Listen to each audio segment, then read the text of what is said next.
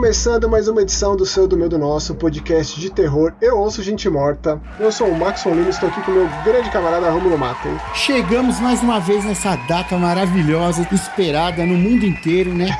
Tá ávido. Clamando. Tá querendo, Ai, né? não é possível. Nós e a nossa opinião aqui sobre quais são os maiores e melhores principais obras do audiovisual, literário, quadrinístico do terror. E aqui estamos nós, né, Max? Desgraceira Awards 2025, quinta edição do nosso troféu da bagaceira, do nosso troféu da podridão. Nossa senhora. Você diz tudo isso, eu sempre gosto de pensar nos meus preferidos, nos seus preferidos. Porque a gente seleciona, a gente conversa, a gente chega num consenso, e tirando a listinha do Rômulo e a minha listinha, todas as outras é justamente isso. A gente pega tudo que foi falado, isso é bom pontuar também. Só entra no Desgraceira Awards do ano respectivo, tudo que a gente abordou nos programas do ano respectivo, senão não faz o menor sentido, né? Sim. Tanto que coisas que a gente falou aqui em 2025, que não necessariamente é de 2025, vai entrar lá no nosso, já dando spoiler, na nossa categoria Catadão 2024, que é uma categoria que vem aí ano a ano, se perpetuando e vai continuar rolando, porque a gente não consegue falar tudo que acontece no ano. São os retardatários. A repescagem, Max, a repescagem. Na verdade, somos nós os retardatários, né? Porque a gente que falou de forma atrasada. Ô, Max, quando assim... mas eu vou ter que chamar aqui o Sindicato do Terror, porque é muita coisa, meu irmão. É muita coisa. Você, só dar conta é difícil. Você é uma máquina, cara.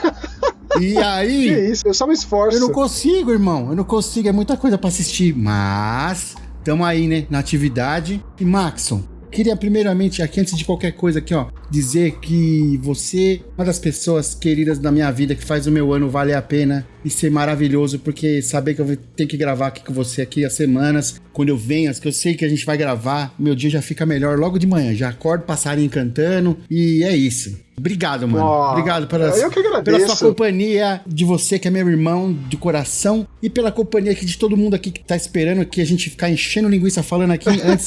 Os caras estão querendo saber quem que são os ganhadores, Max, os ganhadores. Querido, você é meu irmão do coração. Faço das suas palavras as minhas. Tamo junto. E a gente vai continuar aqui por quanto tempo pudermos, quisermos, conseguirmos. Já fica a promessa que voltaremos. Exatamente. No final de janeiro, comecinho de fevereiro, mas Eu Ouço Gente Morta continua ano que vem, na nossa 6ª temporada. Caraca, 6ª temporada. Fica a promessa. Como diria Zagalo, o finado Zagalo, vocês vão ter que nos engolir, cara. É isso aí. E a gente tá falando muito disso, né? Essa coisa muito saudosista, muito apaixonada, passional, porque em outubro desse ano, o Mas Que Horror completou 10 anos. Então, excepcionalmente, nessa edição aqui do Desgraceira Awards, teremos uma categoria única, que é o troféu 10 anos de Mais Que Horror. Caraca. E eu pedi pro Rômulo escolher alguns dos programas que ele julgou mais legais, que ele mais gostou de assistir, de acompanhar ou de rever. E ele mesmo selecionou, dentre todos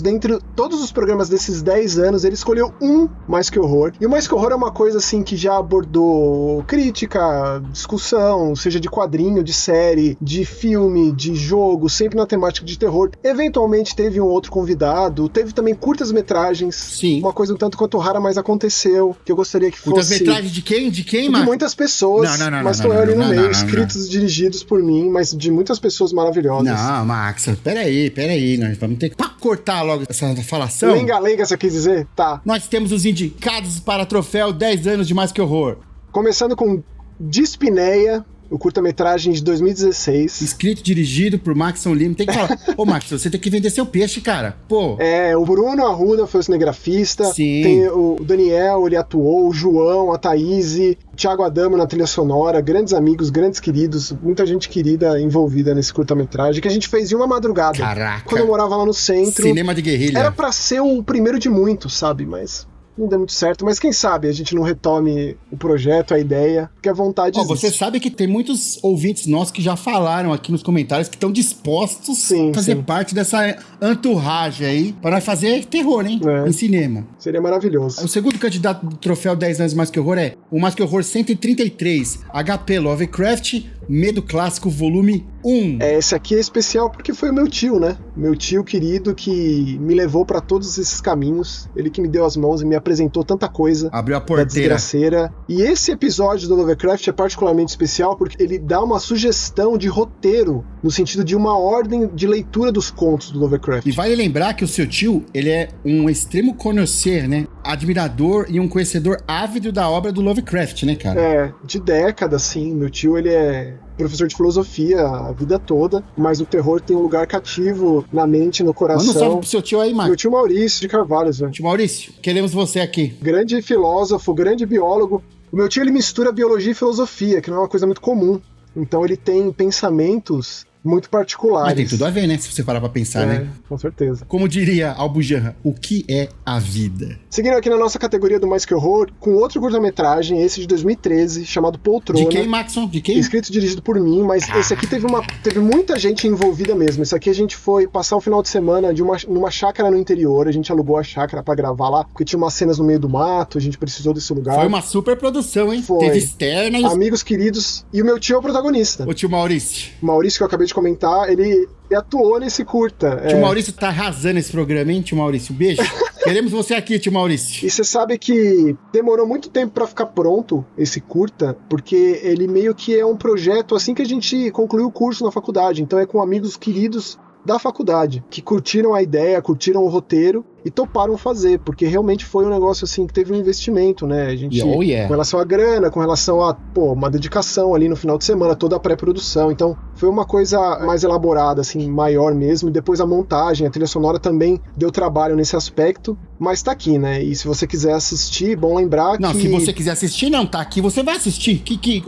Eu tô dizendo, caso a pessoa esteja ouvindo, seja lá onde for, Spotify, Deezer, sei lá, vai ter o link. Dá um pulinho lá no youtube.com/masquehorror, tem tudo lá. Dispneia, poltrona. Vai ter o link aqui de todos esses vídeos aqui de 10 anos do Mais Que Horror, vai ter o link no post. Aí você vai lá, você clica e assista. Boa, mais prático, Desgraceira Awards 2025 vai estar tudo compiladinho lá nesse sentido, na descrição do vídeo. E o próximo aqui, concorrente dessa categoria maravilhosa aqui, é o Mais Que Horror número 1, Wes Craven, que é o pontapé inicial, né, Maxon? Exatamente. Que é quando finalmente o Nelson, o Bruno, os caras convenceram você que você tinha que aparecer e falar desse seu amor, dessa sua paixão por terror aí nas telinhas dos computadores chamada internet. Exatamente. E foi uma grande deixa. Pera aí que eu vou ter que falar, cara. Esse programa é esse primeiro Mais Que Horror. Porque você tava se descobrindo, cara. Assiste o primeiro e assiste o último que você gravou assim, ó, cara, a mesma sapiência está lá, entendeu? Fico lisonjeado. Assim, eu sou seu fã. Eu que sou. Na verdade, Rômulo, eu vou te dizer uma coisa, não sei se eu já disse isso, mas o fato da gente ter começado lá atrás, Eu Vejo Gente Morta, que se tornou, graças à sugestão da Jaque, né, o Eu Ouço Gente Morta, foi uma maneira de manter o Mais Que Horror vivo, aos trancos e barrancos. Estava cada vez mais difícil de continuar levando a coisa adiante. E a sua ideia, você ter vindo até mim e sugerido pra gente fazer alguma coisa juntos, foi o que manteve a coisa viva. Olha, eu fico feliz. Sendo muitíssimo honesto. Eventualmente, o Mais Que Horror, em todos esses anos de Ouço Gente Morta, eventualmente o Mais Que Horror apareceu aqui e ali. Né? Teve um momento de uma retomada no passado. Esse ano teve um episódio, Male Male. Mas o meu negócio agora, e onde eu me achei de fato, é conversando com você, debatendo terror com você. Porque essa troca é muito mais rica do que simplesmente você ficar olhando para uma tela. Por mais que eu sempre procurei estender a conversa, né, nos comentários, eu sempre respondi todo mundo lá, e pra mim isso era muito rico, era a parte mais importante.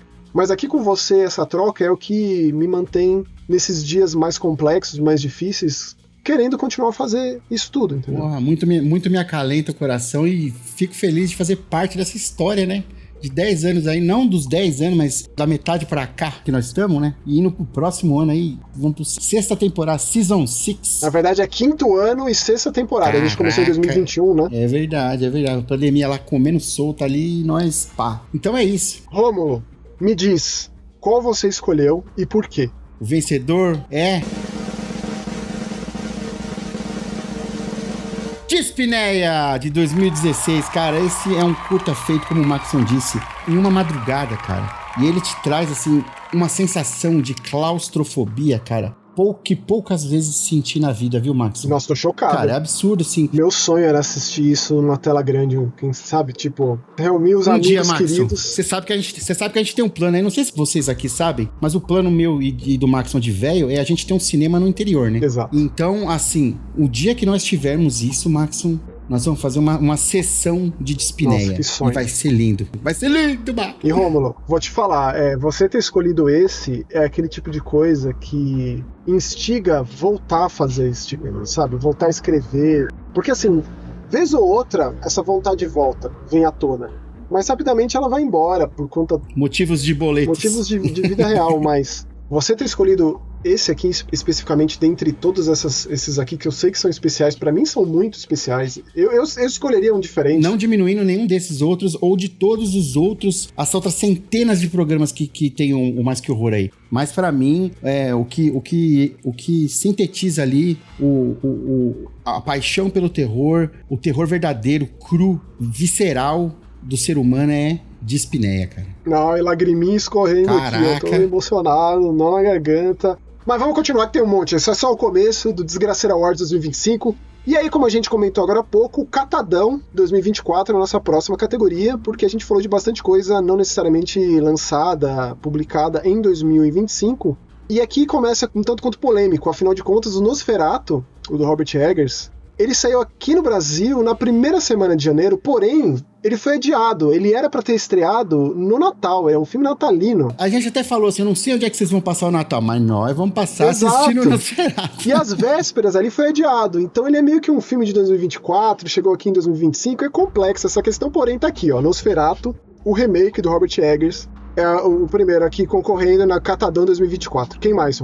O segundo candidato aqui também é um filme que foi lançado em 2024, mas nós falamos aqui em 2025 com Natureza Violenta. É um slasher, né? A lá Sexta-feira 13, a lá Matador Silencioso e Trancudão, né? Tipo Jason mesmo, cara. E que é muito cru, é muito visual. Não, o diferencial é que é da perspectiva do assassino. A gente acompanha o assassino o tempo inteiro. Esse é o diferencial que chamou a atenção e fez sucesso e já foi anunciado 2. Já vai ter 2. Poderia ser chamado um POV, né? Um Point of View do assassino? Poderia, Max? É um tanto quanto aberta esse termo. Na minha opinião, o Point of View é uma coisa em primeira pessoa. Ah, é verdade. Verdade. A gente acompanha o assassino caminhando e tem altos momentos ali de um tédio, porque o cara só tá andando no meio do mato, mas é a proposta. E é diferente, tem que estar aqui. Eu sei que impactou muito o Rômulo. Eu gostei muito. Talvez eu não colocaria aqui, mas eu sei que o Rômulo gostou muito. Infelizmente pra gente, chegou direto no streaming, não veio pro cinema. Com certeza, se eu tivesse visto esse filme no cinema, a percepção seria outra. O próximo aqui da nossa lista, concorrendo no Catadão 2024, é o Alien Incursão Clandestina, parte 1. Sim.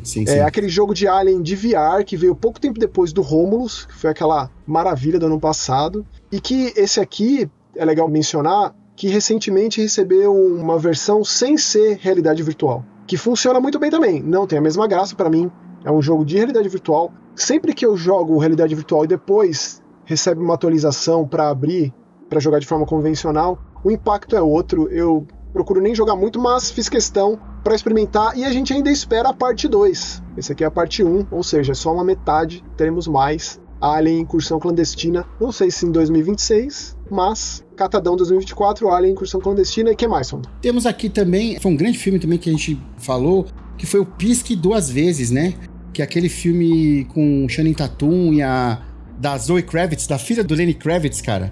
Maravilhoso. Estreando na direção. Temos nele também, hein, ó, Haley Joel Osment, do Sexto Sentido aí, que deu nome ao programa. Christian Slater. É maravilhoso. Pra mim, esse filme é da Naomi Aki, que é, tipo, ela destrói na atuação. Arrebentou. Inclusive, ela engole o resto com farofa nessa atuação aqui, porque é bem impressionante. Arrebentou. Mas assim, uma direção, estreando na direção, tem muito potencial, é extremamente imaginativa, extremamente criativa essa direção, e tem uma ideia bastante pesada, né, bastante atual, e tem uma conversa pós-filme muito interessante, né, um debate para além do final, que também é muito importante para filme de terror. Não é todo filme de terror que consegue fazer isso. E a gente falou dele tardiamente, mas falamos, né? O negócio é falar. É antes tarde do que mais tarde, né? E para fechar, Finding Frankie, um jogo de terror, vem nessa entoada de jogos de mascote, especialmente pós Five Nights at Freddy's, né? E tem toda essa ideia de prêmio no cereal matinal e que vai ali nessa gincana, um programa de TV com os mascotinhos, todo cheio de todos amiguinhos e tal, e chega lá uma desgraceira desenfreada, é tipo aquela prova final do passo ou repassa, só que carnificina total. E eu fiquei bastante impactado quando eu joguei ele mesmo que tardiamente, exatamente por isso que tá aqui. Então essas foram as nossas escolhas pro Catadão 2024, deixamos muita coisa de fora. Na verdade, ainda tem muita coisa de 2024 que a gente não comentou ainda, mas a gente um dia fala. Cara, a gente é bem atual no que a gente fala aqui, né? A gente sempre falou de fazer um programa com uns programas aí com uns temas antigos e tal. Às vezes a gente faz um especial, que nem a gente fez o especial de Sexta-feira 13. A gente tá devendo o especial do Hora do Pesadelo, hein? Não saiam daí, Estão devendo, vai acontecer. Fizemos premonição, foi bem legal. Mas, Maxson, quem foi o grande vencedor aí do Catadão de 2024? Nosferatu. A gente tá aí, filmaço. Aê, meu, nossa. Pensa, Rômulo, a gente começou o ano com Nosferatu e na finaleira aí veio com Frankenstein, né? Isso é poético. Exatamente, é isso, né? São histórias, romances, filmes. Obras quintessenciais pro terror. E é sempre interessante essa ideia de... 100 anos atrás a gente estava recebendo o Nosferatu, sabe? E a coisa acontece novamente com o mesmo impacto, sabe? Eu lembro quando fez 100 anos do Nosferatu, que a gente falou no programa. Exatamente. 100 anos de Nosferatu. Eu lembro disso, cara. Maravilhoso. E bom lembrar que o Robert Eggers está com a sua patota toda, todos esses atores que contribuem com ele já há bastante tempo, fazendo filme de lobisomem. Não sei se sai em 2026, mas já teve até umas fotos. E é aquela coisa toda, né? O diferencial do Robert Eggers, como a gente bem pontuou aqui, é o quanto ele se aprofunda na pesquisa, naquela ideia de que ele faz um filme onde pessoas de fato acreditavam que vampiro era verdade. Vampiro existia. Lily Rose Depp entregue ao filme, hein? E a Lily Rose Depp tá também no Werewolf, que não tem um nome localizado ainda, assim como William Dafoe e muito provavelmente vários outros dos atores que contribuem com ele de longa data. Então, Nosferatu, no Catadão de 2024, é o grande vencedor. Então já tivemos aí Dispneia e Nosferatu. Que maravilha, hein, Romulo? E a próxima categoria aqui, que é uma das que eu mais adoro, viu? Que eu mais amo, hein? Já vou falar agora. Essa aqui é pra descabelar o palhaço aqui, ó. Choque extremo, pesado, exclamação. Várias exclamações. Que vem a ser essa categoria, minha galera, que vocês já acompanham, que já sabem, mas quem não acompanha, que é a primeira vez que tá ouvindo, é aquela cena, aquela parte da obra, independente de se é do videogame, se é do filme, se é da música, que você fala, não, velho, isso não é possível que eu tô vendo isso aqui na minha frente. E você fica paralisado, enfia os dedos na poltrona, você fica chocado. Isso é assim, é muito particular, evidentemente, né? Aqui é a nossa opinião. De tudo que a gente escolheu... É a nossa opinião, mas tá aqui no nosso programa, é a nossa opinião que conta, mano. O que eu tô querendo dizer com isso é que, muito provavelmente, não é nem a mesma cena ou nem a mesma parte do jogo que você escolheria, ou eu escolheria, ou a pessoa que tá aí nos acompanhando, nos ouvindo, escolheria. Ô, Max... É isso que eu tô querendo dizer. Olha, tem spoilers, mas nesse aqui vai ser a mesma coisa. Eu tenho quase certeza. Vamos lá. O que eu tô querendo dizer é que eu prefiro deixar em aberto, entendeu? Porque a gente debateu bastante sobre, inclusive nos programas seguintes, a gente foi falando também. Teve filme que o impacto foi tão grande que 2, 3 programas depois a gente ainda tava conversando sobre. Pra caramba. O pessoal comentando e tal. E esse é o grande lance. E você bem disse, a gente faz uma mistureba muito louca. A gente não categoriza filme, série, livro, jogo. A gente mistura tudo. A gente gosta de fazer assim porque o terror ele tem essa coisa de impactar e não importa a mídia. Exatamente, independente, né, de como ele chega até você. Exato, do signo, do meio. O negócio chegou, impactou e é isso.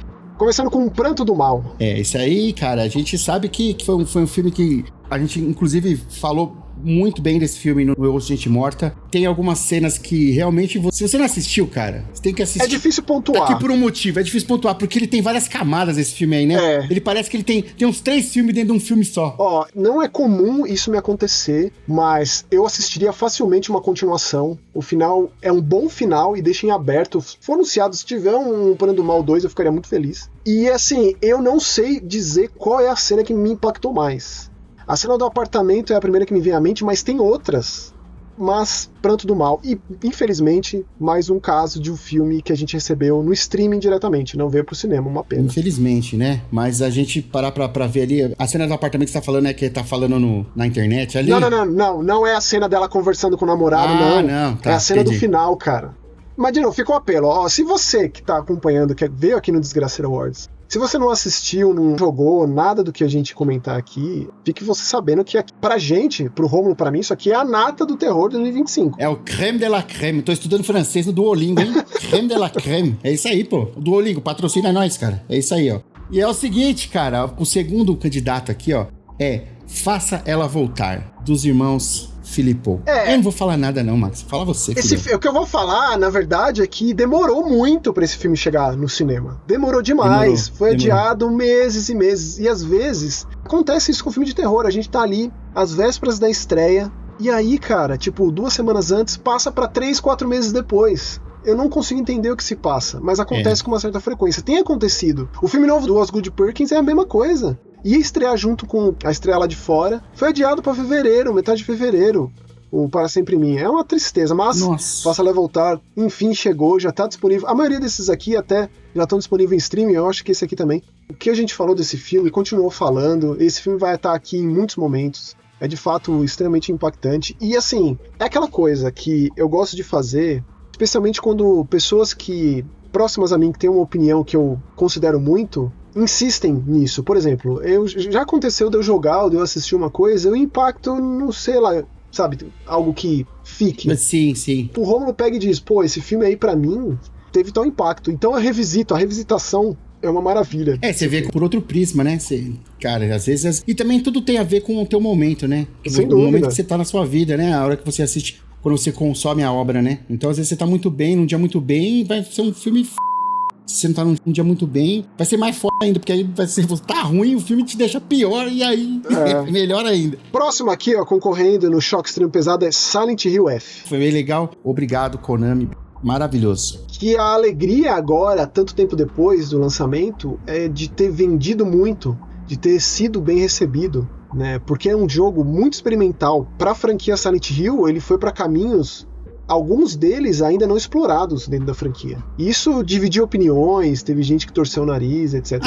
Tem, mas isso aí, esquece isso. O Romulo e eu mesmo, a gente bateu cabeça em alguns pontos, e eu acho isso muito interessante. Pra mim, isso torna a obra ainda mais grandiosa nesse sentido. E a gente, mais uma vez, né, a gente tá muitas promessas ao Léo aí, não cumpridas, né, Rômulo? O nosso Silent Hill Database voltar com o Silent Hill F, o Rômulo, a Monique e eu, ainda é uma promessa que não aconteceu. Afinal de contas, a gente ainda não conseguiu fazer todos os finais. A Monique, em especial, ela tá ali na empreitada de jogar todos os Resident Evil antes do hacking. É verdade. Um beijo pra Monique. Beijo, Monique. Maravilhosa. Esse é o verdadeiro esquenta, hein? Pro Requiem, meu. Ela tem feito isso com os jogos numerados, os grandes jogos. Então, imagine acompanhar a Monique do 0 até o hacking, cara, jogando todos os Resident Evil principais, com a curadoria da Monique, né? Tipo, ali Sigam Monique lá no Resident Evil Database. A maior autoridade Resident Evil do planeta Terra. Exatamente. Mas vai acontecer, eventualmente vai acontecer. Até porque, logo mais, né, Rômulo? A gente vai ter um Silent Hill Townfall, a gente vai ter aí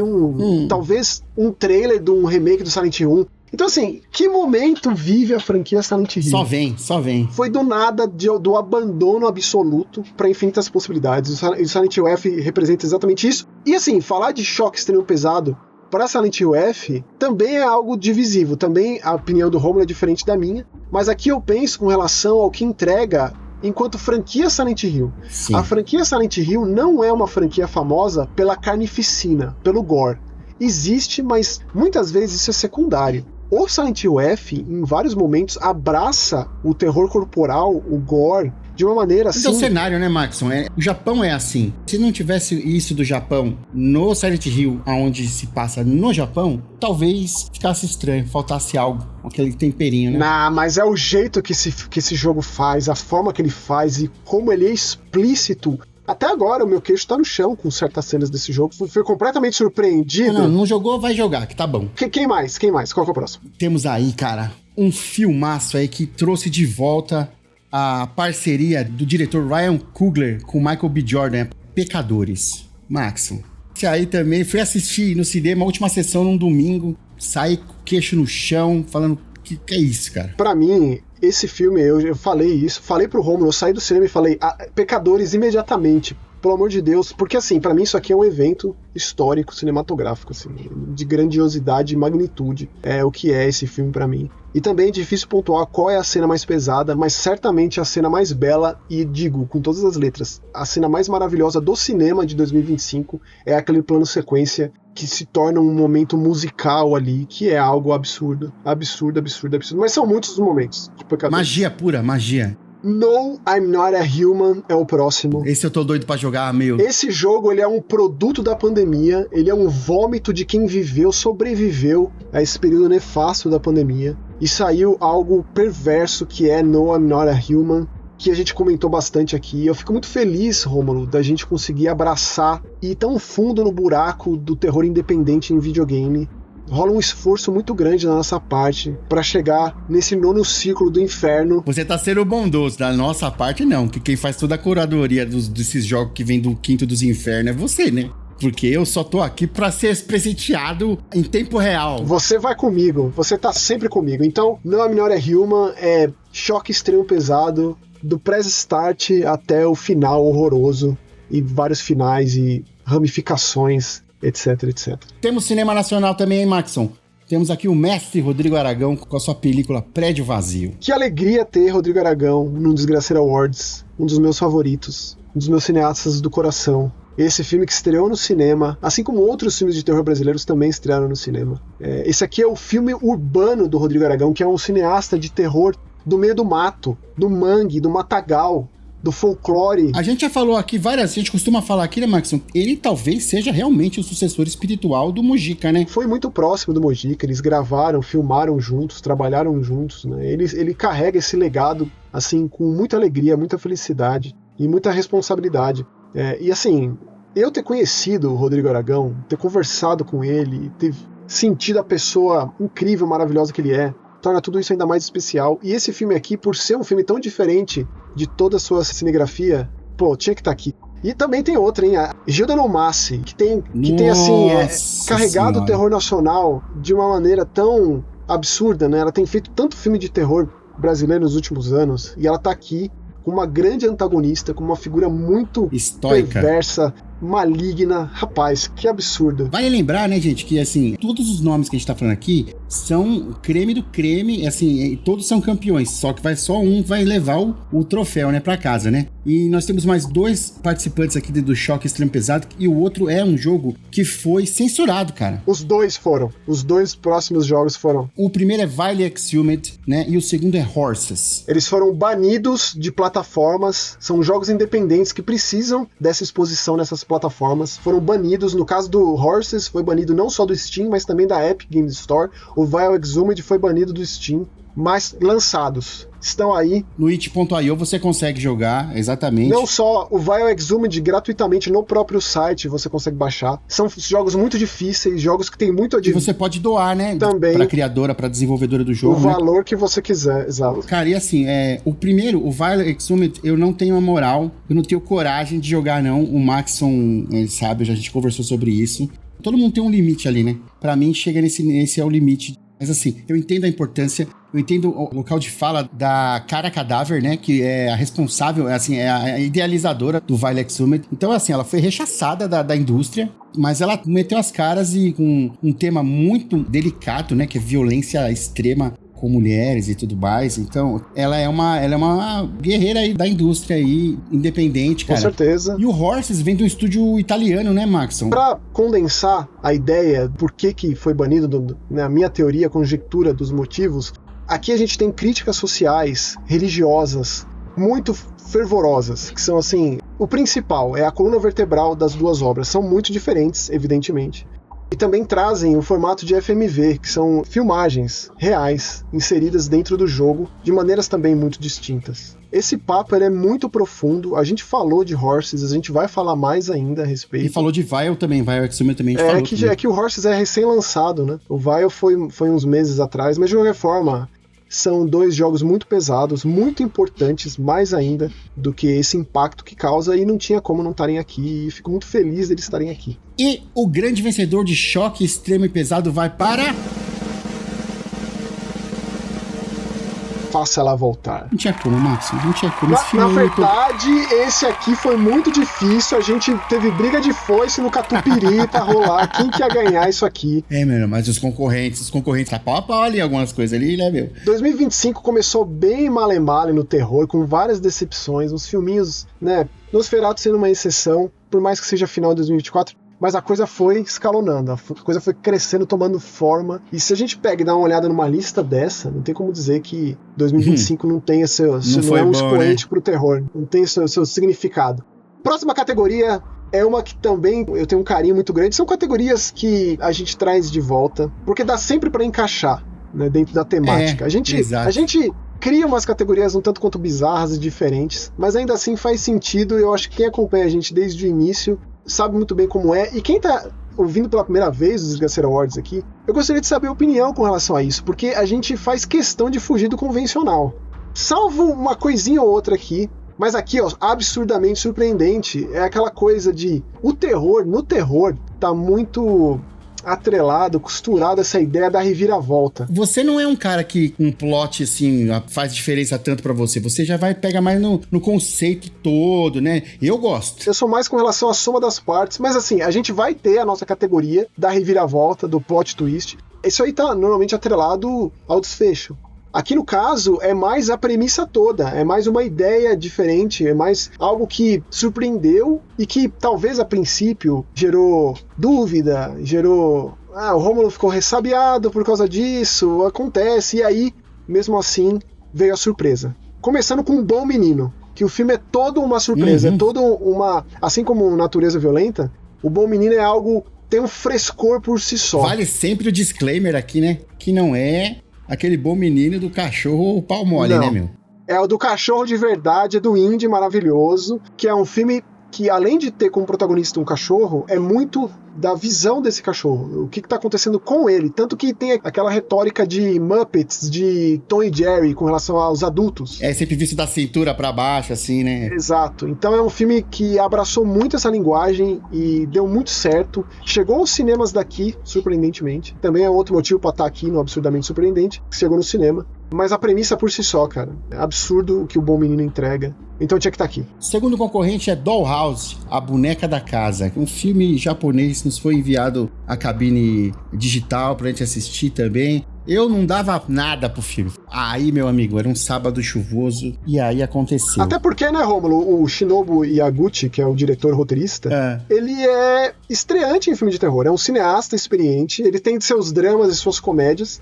Mas, cara, esse é o primeiro filme de terror que o cara entrega. E ele, assim, na minha opinião, modesta opinião, ele supera o que os grandes mestres do terror japonês têm feito recentemente, tipo Hideo Nakata e Takashi Mizu, que continuam fazendo terror, mas, cara, o que ele faz com Dollhouse, o que esse filme faz, é algo épico, assim, a proporção que toma, da onde começa. Eu sempre gosto de pensar assim, Romulo, a cena inicial, a sequência inicial, e onde esse filme vai parar? Tá maluco.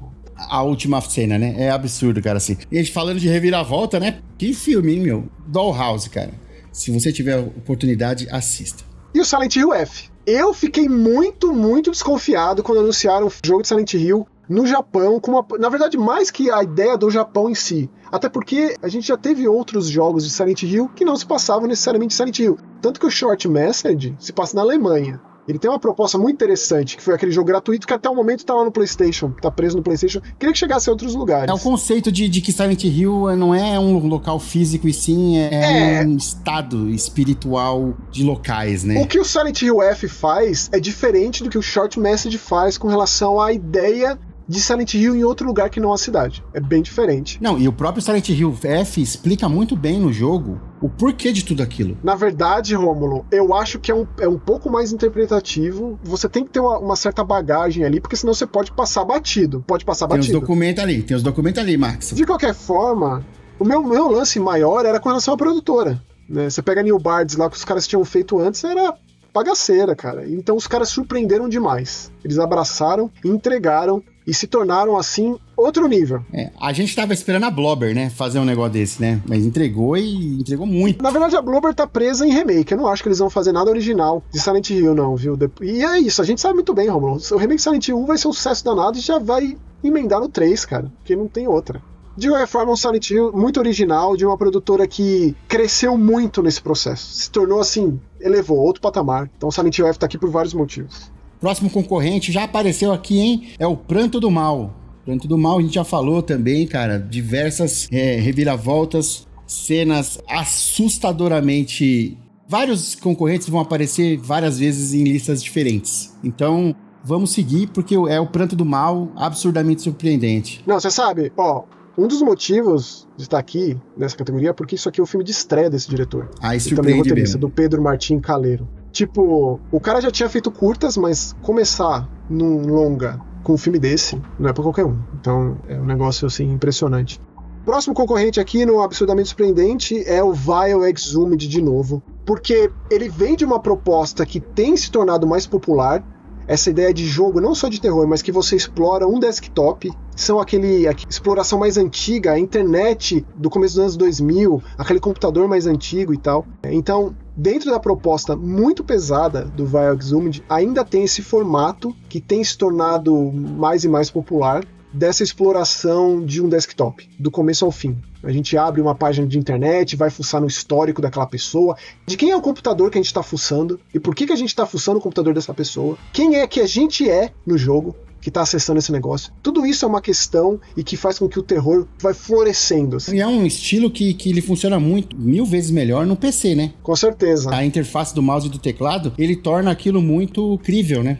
Você passar isso por um controle, você perde um pouco da imersão, com certeza. Tanto que esses jogos não chegaram ao console ainda. O próprio Her Story, que é um jogo muito icônico dentro desse formato, que já tem uns bons anos do lançamento, nunca chegou aos consoles. Mas, quem sabe?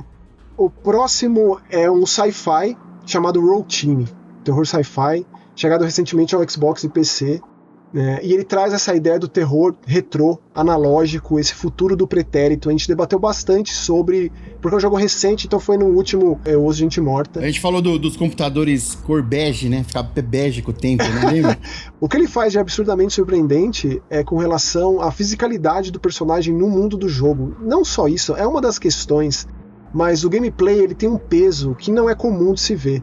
E se você chega até o final, eu acho que o que acontece nessa base lunar, por que deu muito errado, o que parecia algo muito promissor, a humanidade vivendo na Lua era algo muito possível, mas por que não? E aí você vai descobrindo aos poucos e da metade pro final o que esse jogo revela. Não vou nem dizer mais do que isso, cara, porque é muito recente e esse é um daqueles realmente surpreendentes. Não tinha como não estar aqui. Na verdade, assim, a gente vai encaixando, sabe? A gente vai tirando por onde, porque a gente quer mencionar, a gente quer enaltecer todas essas obras de uma forma ou de outra. A gente já falou tudo isso que a gente falou, eu tô falando agora, já falou. Mas como é um catadão aqui, é o final, é o tudo, a gente tem que relembrar vocês dessas obras maravilhosas que nós estamos falando aqui. E a próxima aqui é do nosso querido Rafael Montes, quando ele decidiu virar noveleiro. Então ele fez Beleza Fatal, que saiu na HBO Max, que é HBO, depois é Max, HBO Max, agora é só Max, não sei se voltou a ser HBO, enfim, parece que piorou. E tamo lá, cara. Rafael Montes, o jovem escritor fenômeno brasileiro aqui, que nos presenteou com essa obra da mais pura fineza de novelas brasileiras, que nós temos as melhores novelas do mundo, né? Não sei agora, mas quando eu era mais novo que eu gostava mais de novela, eu sou noveleiro, entendeu? Então, te entrega tudo ali. Excelentes atuações, um elenco estelar ali, com Camila Pitanga fazendo a Lola ali, cara, eu sou um Lolover, desculpa falar aí, todo mundo aí, sou mesmo, tá? Camila Queiroz, Giovanna Antonelli, cara, até o Caio Blá que nunca fui muito com a cara, assim, nunca gostei muito da atuação do cara. Ele entregou uma baita atuação. Marcelo Serrado. Não, é grande elenco. Erson Capri, cara. Assim, você fala que ele virou noveleiro, mas na real... O Erson Capri parece o tio Roy da família Dinossauro, não parece? Não é só isso, tipo, tem a piada da família Dinossauro dentro do Beleza Fatal. Tem isso, é absurdo, assim. O Rômulo disse que ele virou noveleiro, mas na real o Rafael Montes, pra escrever um negócio desse, ele consome novela a vida inteira. Nossa, verdade, não. Pra chegar nisso aqui. Exatamente. Então Beleza Fatal é uma grande obra que a gente falou muito aqui. A gente acompanhou avidamente quando ia saindo episódio a episódio, semana a semana, foram 40 episódios. E tem um especial, hein, Rômulo? Estreou recentemente um especial, reuniu um elenco ali pra conversar a respeito. Não vi não, quero assistir. Quero assistir. Tem um especial do Beleza Fatal pra ver. O que mais? Cloud, Nuvem de Vingança. E o grande lance de Cloud tá aqui... Cloud nem é o melhor filme do Kiyoshi Kurosawa, que foi lançado nesse ano. Na real, é o fato desse filme ter chegado aos cinemas nacionais. Sim. Por favor, me corrija se eu estiver errado. Mas a gente nunca tinha recebido, em circuito aberto, um filme do Kiyoshi Kurosawa. Eu acho que não, sim. A gente fez um programa dele aqui, a gente abordou várias obras. Assim, a gente não falou nem na metade, mas a gente abordou algumas daquelas que a gente acha mais relevantes para nós mesmos, né, para nossa opinião. O Rômulo selecionou algumas, eu selecionei algumas. Mas fato é que Kiyoshi Kurosawa é um dos grandes mestres do terror contemporâneo, e Cloud, Nuvem de Vingança, chegou aos cinemas. Então é isso, cara. Cloud, e assim, é aquilo, a gente falou sobre ele na ideia também de levar e a discussão adiante. Qual filme do Kiyoshi Kurosawa você assistiu? A gente conversou bastante com o pessoal a respeito disso, que é a melhor parte, com certeza sempre é. E temos também aqui, ó, os dois derradeiros dessa categoria. A Meia Irmã Feia e a série Dexter, Ressurreição. São os dois últimos concorrentes aqui, cara. A Meia Irmã Feia é especialmente surpreendente porque a gente vem de uma entoada de muita bagaceira de terror baseada em contos de fada. Ah, mas muito. Que é um pior que o outro. É um pior que o outro, raramente funciona. Eu tô aí com uns 3 pra assistir que eu não vi ainda, o do Bambi, o do Popeye que eu não vi ainda, e o do Peter Pan. Vou assistir. Parabéns, a gente fez um programa especial de contos de fada. Você vai assistir também. Ah, eu sei. Mas a Meia Irmã Feia excedeu. Isso aqui é basicamente pegar o conceito da substância do horror corporal e levar pra história da Cinderela. Maravilhoso. Grandes atuações, visceral, muito bem feito. Também o fato de ter estreado no cinema faz com que esteja aqui. E o Dexter, cara, é que assim, o Dexter já teve 2 finais. Inclusive, agora penúltimo final foi um desfecho que fez jus ao personagem. A gente comentou bastante aqui do New Blood. E aí voltou a ressurreição e tipo, pô, será? Precisava, não sei o que lá. E aí? Eu sou o Dexter Zete. Eu gosto de todos os finais. Eu gosto de tudo. Eu gosto de tudo. Gosto de tudo. Manda mais Dexter pra mim, que eu quero é mais, tá? É pouco, entendeu? Aí, Michael C. Hall, manda. Fato é, se tornou das grandes temporadas de Dexter, dos grandes momentos do personagem, em todos os aspectos, e já foi anunciada a próxima temporada, então teremos mais Dexter Ressurreição. Quem leva, Romulo? Absurdamente surpreendente no Desgraceira Awards 2025. Por essa vocês não esperavam, hein? Absolutamente surpreendente, vai parado. Dollhouse, a boneca da casa. Cara, eu não tava preparado. Nossa, cara, é terror, é japonês, tem boneca, tem criança, tem coisa velha, tem poço. Nossa, tem tudo, velho. Tem a questão, né, do bebê reborn, mas nem é isso. Rolou um marketing sobre bebê reborn aqui por conta desse filme, mas não é sobre isso, não é esse o lance. Não tem a questão do bebê realista, é o lance daquela boneca folclórica. Desgraçada. Antiga. Com cabelo de gente. Amaldiçoada. Nossa. Se você não viu Dollhouse, veja, dá um jeito de ver esse filme, que esse filme é uma preciosidade. Japonês é embaçado, né, mano, pra fazer filme de terror. Temos que bater palma pros caras, que os caras são diferenciados mesmo. E estamos aqui com a próxima categoria aqui, é a atuação de gelar a alma, né? São as atuações aí que nós vimos em 2025 que nos falaram assim, meu Deus. É tudo pelo impacto, cara. É pelo impacto na ideia de que a coisa fica com você muito tempo depois de você ter assistido o filme. O negócio ainda tá ali na tua cabeça, martelando na tua cabeça, te amaldiçoando na hora de dormir. É isso que a gente mais gosta, é isso que a gente vai atrás.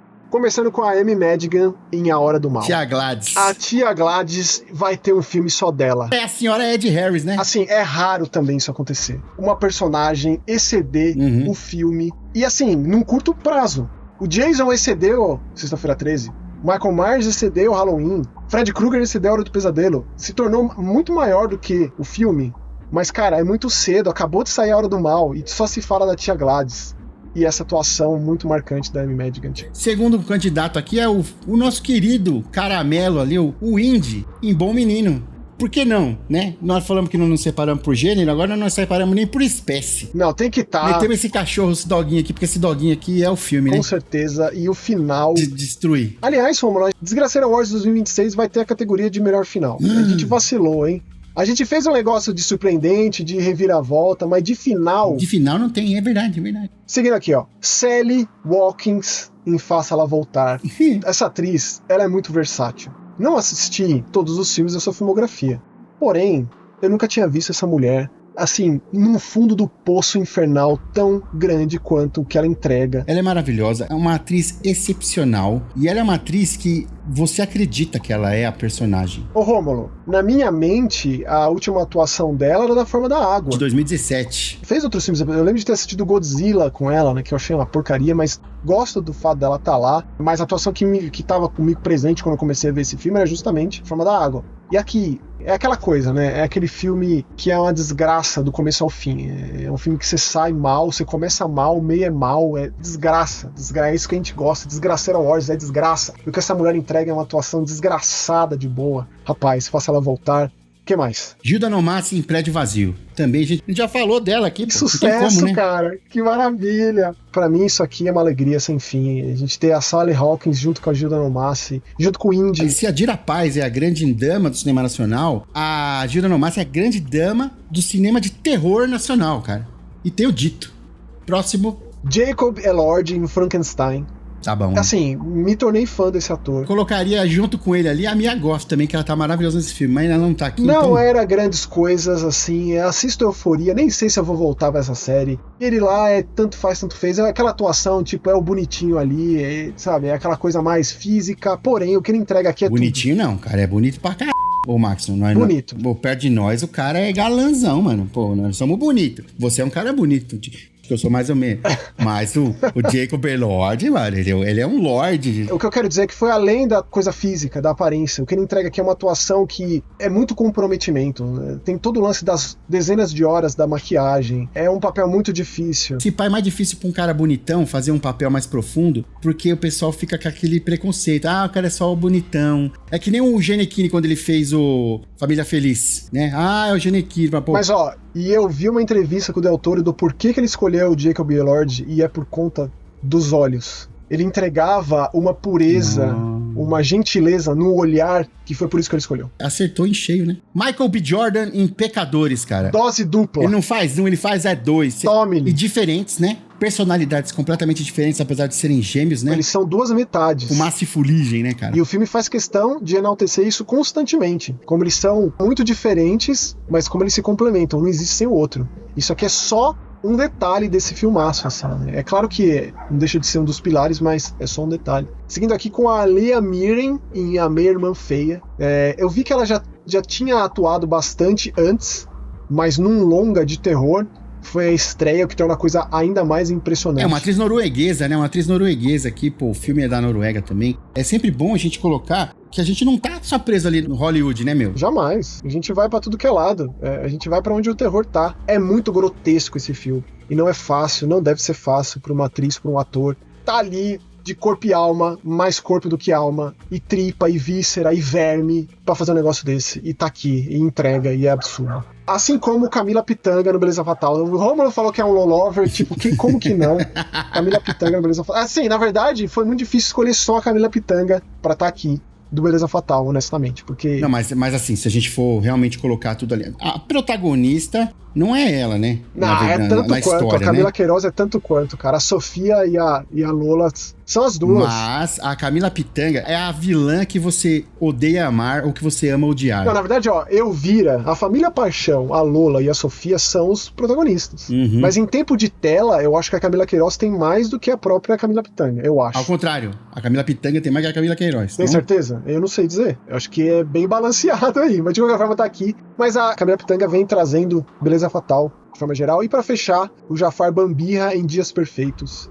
Que por mais que seja uma série que você sai com aquele, né, um gostinho de gorfo na boca, particularmente falando, saiu assim da série, porém, fui correndo comprar a outra edição do Dias Perfeitos, né? Porque agora... Ele é um ator, cara, que ele veio do teatro, ele não fez muitas coisas, assim, ele fez uma participação ali na série do Raul Seixas, e aí, a escolha desse ator, Maxson do Céu... É, acertadíssimo. Esse cara, assim, ele encarnou o Theo, ali, da história do Rafael Montes, né, do Dias Perfeitos, que é um filme, a série foi baseada em um livro também... Eu acho que é o segundo romance dele, viu? É depois dos Suicidas. É. Foi até aquela história que a mãe dele pediu, depois que leu, né, os Suicidas, falou assim, escreve uma história de amor aí, né, meu filho, esse aqui tá bem pesado, ele foi escrever Dias Perfeitos, né? Ou seja, cada qual consegue cada qual. É uma atuação, né? Assim, muito também essa coisa do olhar, né? E a série e a cinegrafia ali coloca muito no rosto do personagem, esse contraste do ponto de vista da Clarice é absurdo. Realmente entrega uma grande atuação. E eu tava criticando, né? A gente criticou tanto o final, que é um outro final bem diferente do livro. A gente criticou, não, senhor. Você criticou. Eu acho terrível o final da série, eu acho péssimo. Você criticou. Horrível o final da série. Tudo bem, horrível. O final do livro é muito bom, o final da série é muito ruim. Aí teve um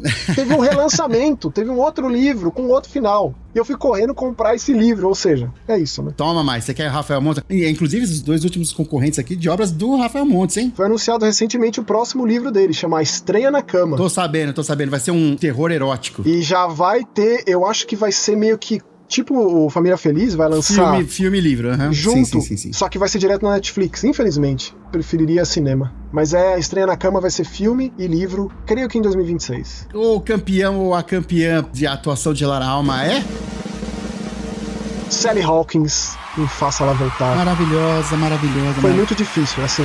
Vamos combinar. O lance do Faça Ela Voltar é que é um filme muito minimalista. Não tem um elenco enxuto. A interação entre eles, as explosões de momento, as idas e vindas no extremo, que esse filme é um filme que lida com o luto de uma maneira muito extrema. A ideia do sobrenatural inserida como uma solução para o luto. E o que essa mulher faz, o que ela entrega, como ela colabora para esse filme ser um filme muito indigesto.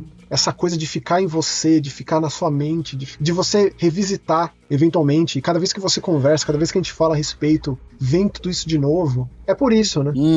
Temos que destacar também que o Michael e o Danny Philippou, eles fizeram esse universo, que é o mesmo universo do Fale Comigo, né? E vai sair o Fale Comigo 2 agora, né? A gente falou sobre o site, que ele meio que... Meio não.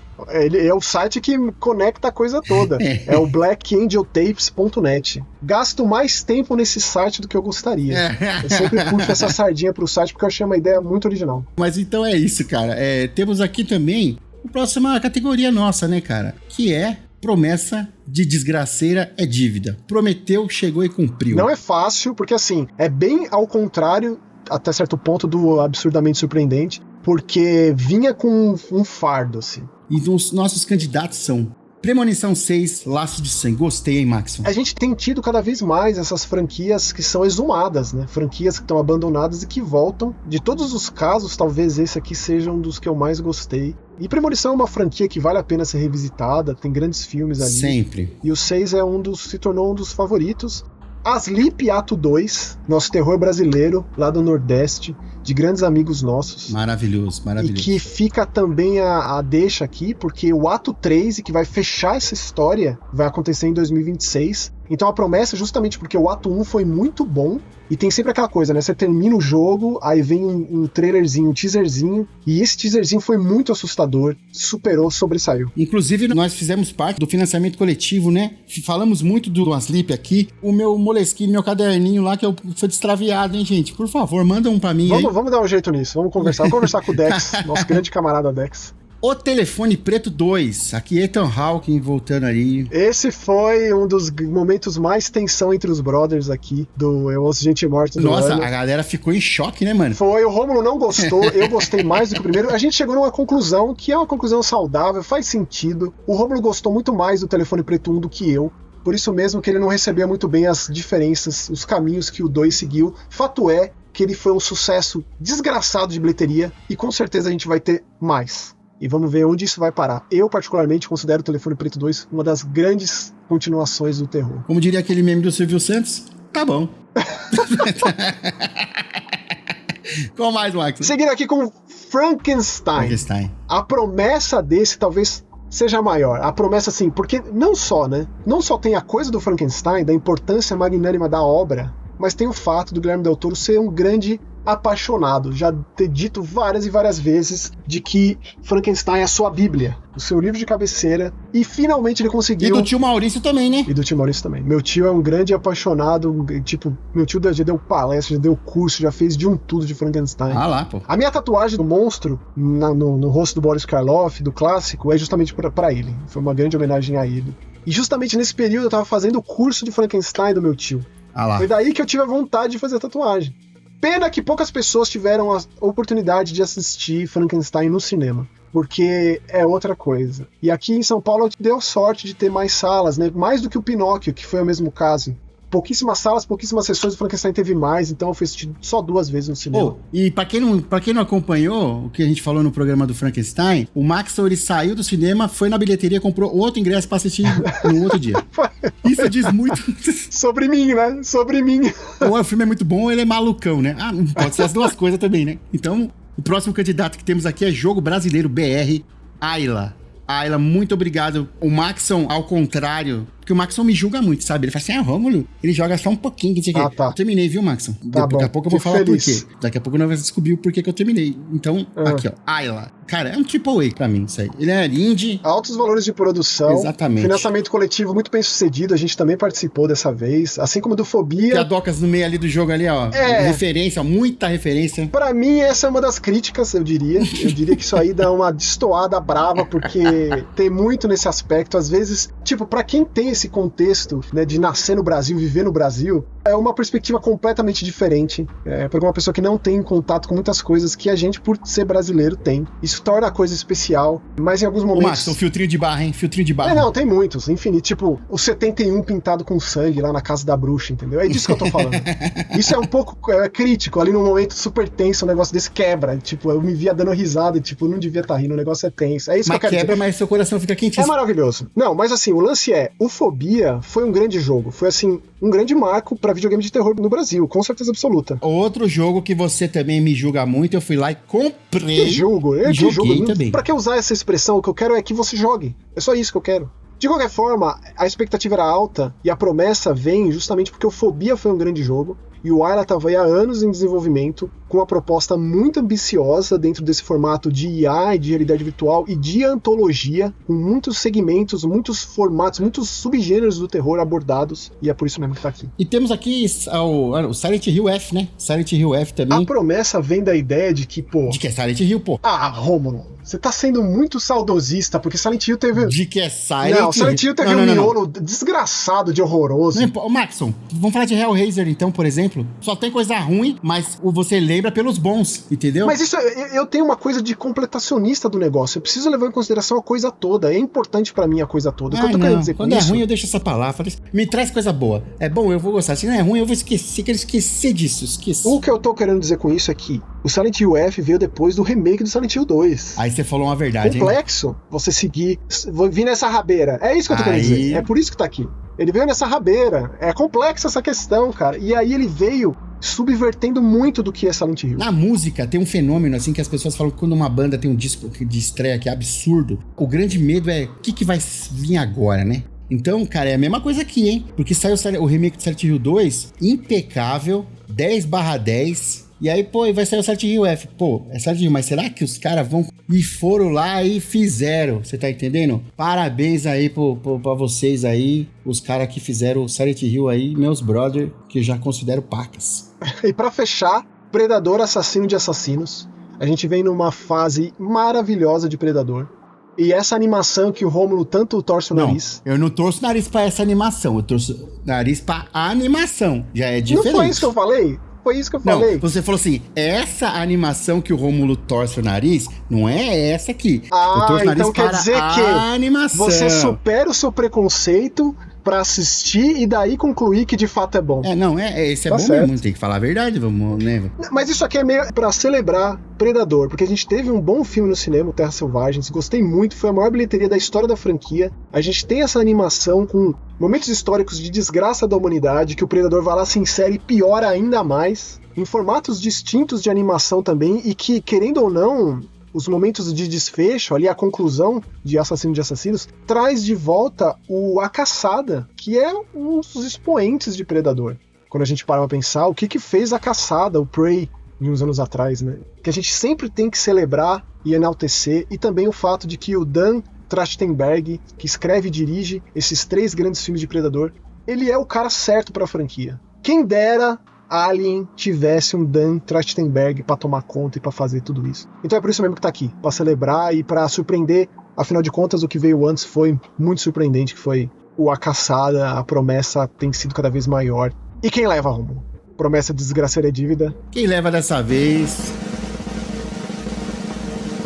Frankenstein, cara. Porque, meu Deus, que filme, que obra, que delicadeza, né? Pô, a Jaqueline, a gente terminou de assistir o filme, ela tava em prantos, chorando. Um filme que era pra ser um filme de terror e, de repente, fala muito mais sobre humanos do que de monstros, né, cara? Parabéns aí, porque não tinha como aqui. Prometeu, e tá aí. Prometeus e cumpriu-os. Ao contrário do Prometeus do Ridley Scott lá, esse aqui cumpriu. Ô, Max. Gostou? Esse papel é meu, hein? Gostou? Parabéns, Padawan. Foi boa essa aí. Seguindo aqui, ó, plot twist carpado da desgraceira. Aqui sim, na verdade, com essa ideia de que a gente vai ter uma categoria de final, fica complexo com relação a reviravolta final e o final em si. De qualquer forma, primeiro concorrente aí da categoria plot twist carpado da desgraceira, que evidentemente foi o Rômulo que deu esse nome maravilhoso.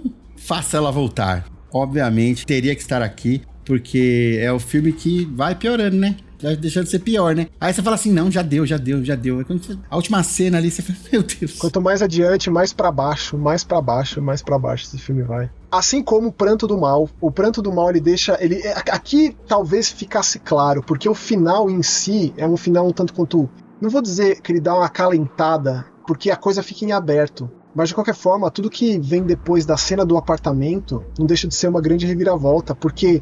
Fica a questão do que houve, o que vai ser. Foi resolvida a questão ou não? A maldição continua? Então, de fato, é um belo plot twist carpado da desgraceira. O que mais? Temos aqui também o Ayla, né?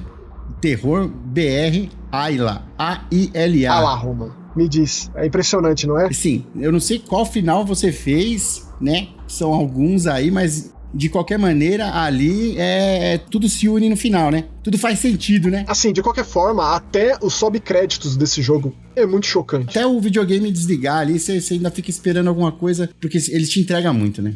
Tá aqui por mérito mesmo.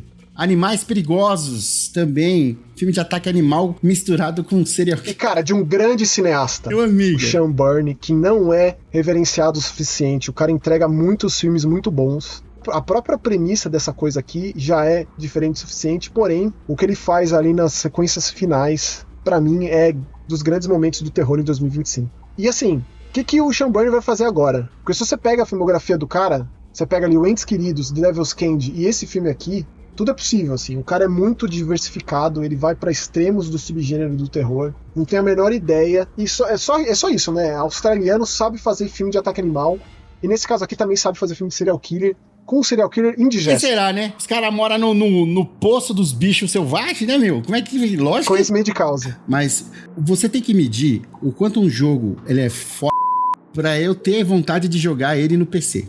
E esse é um que, quando a gente conversou no programa, o Luto. Assim como o No I'm Not Human também, ou o próprio...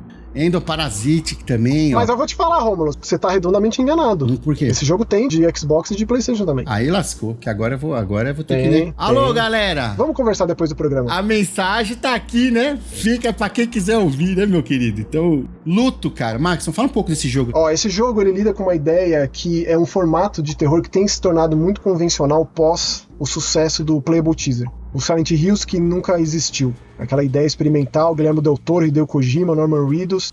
Começa daí. Começa com essa coisa cíclica de alguém que tá preso numa rotina e você não tá muito entendendo o que tá acontecendo. Essa pessoa que tá ali no banheiro da casa dela e que pega a chave e sai de casa. O dia da topeira, né? Que eles chamam, não né? Deixa de ser. Round Day, né? Feitiço do Tempo, se eu não me engano o nome em português desse aí. Isso. E o que você faz pra quebrar essa rotina e pra descobrir por que você tá ali, o que aconteceu com você pra você estar naquele ponto e o que você vai fazer pra sair dali. Nossa. Só que assim, o que esse jogo faz dentro de todo esse mundano, dessa rotina, desse mundano, desse ordinário, caraca, eu já tô arrepiado só de falar. E outra, esse jogo ele traz a questão do fantasma de lençol pra uma camada de susto, de medo e pavor que não é todo dia. A gente tem uma pitada de A24 aí, de Ghost Story aí nisso aí, Max? Ah, Rômulo, não necessariamente. É um projeto iniciante desse estúdio, o primeiro jogo desses espanhóis aqui da Broken Bird Games, o que deixa a coisa ainda mais impressionante. Ele tem essa proposta foto real do gráfico. Eu gosto muito do fato dele chamar Luto, sabe? O nome é Luto, seja lá em qual idioma. Não, isso mostra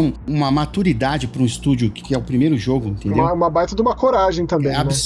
Absurdo, cara. Não se chama grief, tá ligado? É luto. Exato. E temos o próximo aqui, que é o Pecadores, cara. Sinners aí, de novo, apareceu bastante, hein? Eu diria que ele tem reviravoltas, não só uma, ele tem algumas reviravoltas. Inclusive no lance do pós-créditos, tem pós-crédito e pós-crédito, né? É verdade. Então tem algumas reviravoltas, algumas dessas que teve gente que não gostou. Pessoas queridas minhas que vieram falar, pô, mas tem isso aqui no filme. Aí não dá, né? Eu falo, pô, mas o problema é seu, não é do filme.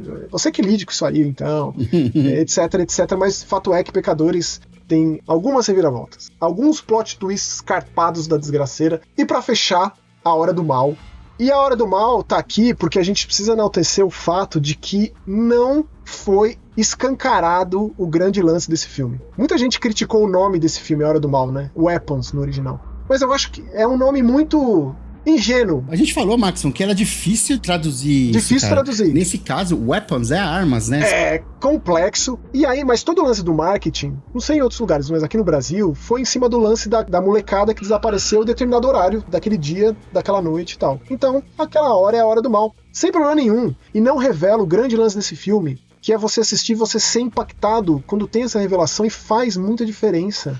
Né? E também faz muito a personagem da tia Gladys, né? Vivida magistralmente pela Amy Madigan. Ô Maxon, agora pensando bem aqui, ó, a gente vacilou de não colocar aquela cena ali da cozinha ali do professor ali no choque extremo pesado, hein? Ah, nada. Na verdade é a cena da perseguição, né? Nossa, velho.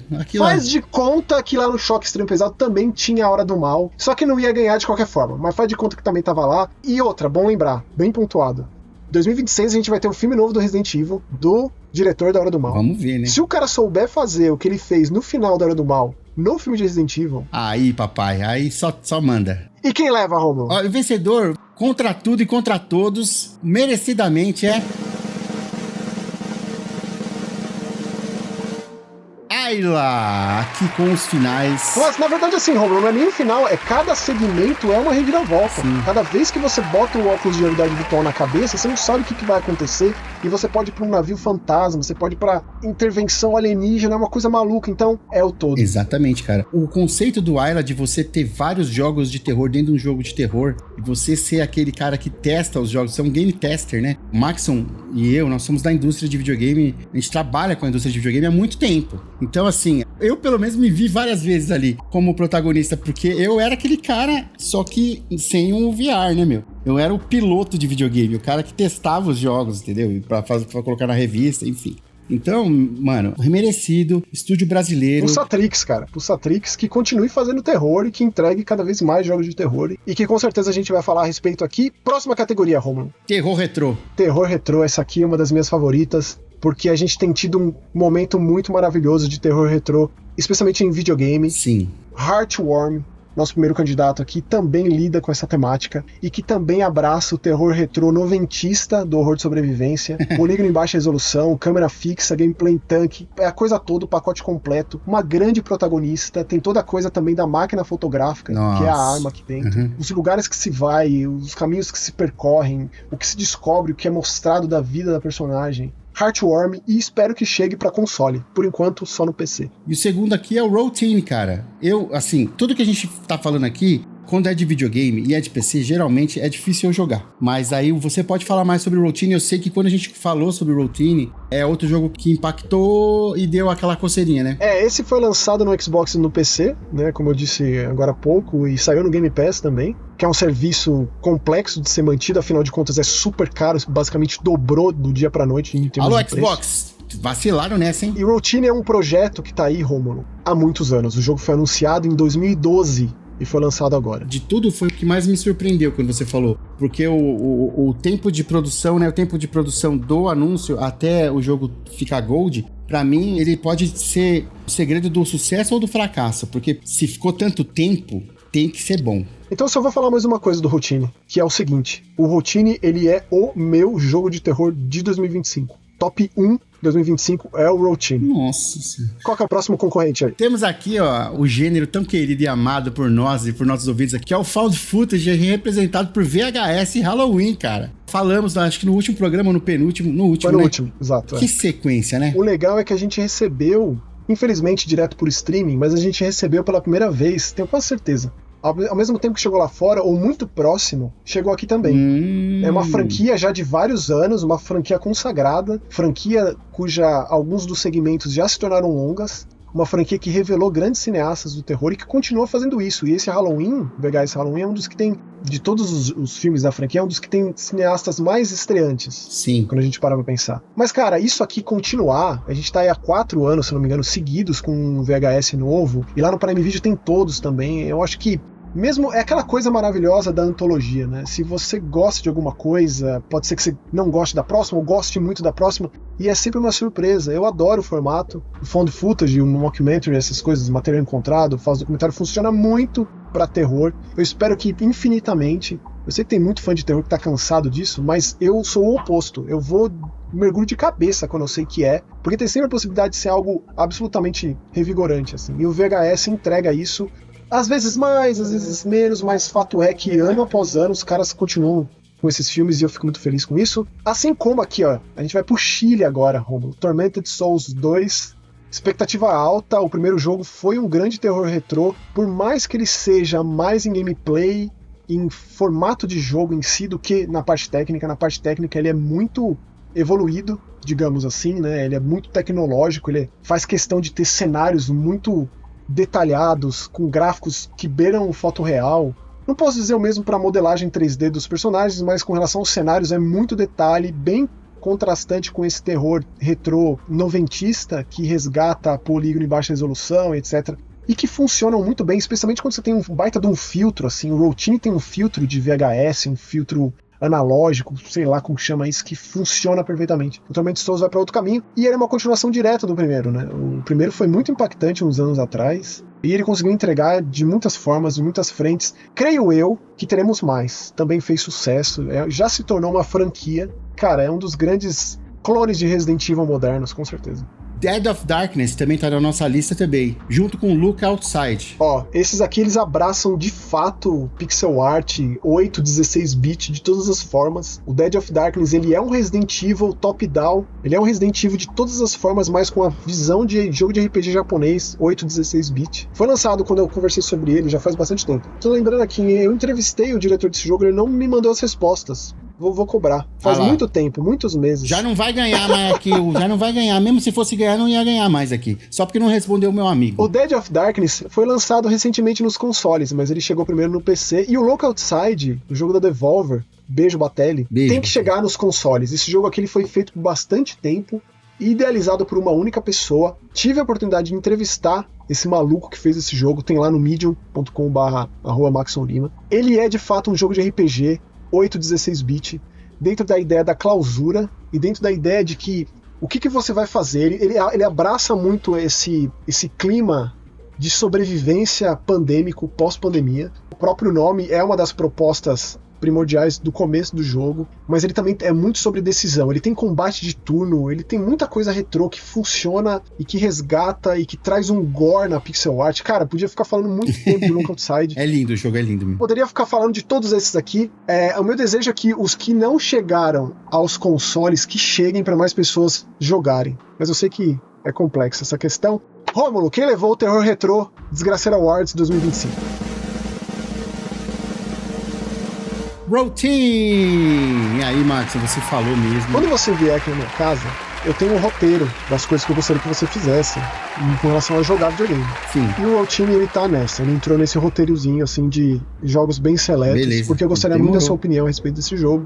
Mas o Routine, ele não só ele resgata muito do terror retrô, mas ele também leva muito a coisa pra frente. E, como você bem disse, né? Tanto tempo de produção assim, tantos percalços, tantas idas e vindas, tantas dores de cabeça, a chance de dar errado é muito grande, o que torna esse jogo ainda mais surpreendente. Routine Terror Retrô Desgraceira Awards 2025. Próxima categoria é Noite de Sono Perdida, abre parênteses, que delícia, fecha parênteses. Meu irmão, assistiu o filme na hora de dormir, vai fazer xixi na calça, porque ir pro banheiro você não levanta pra ir não, porque fraldinha, usa fraldinha. E temos aqui, ó, Presença, que é um filme ali...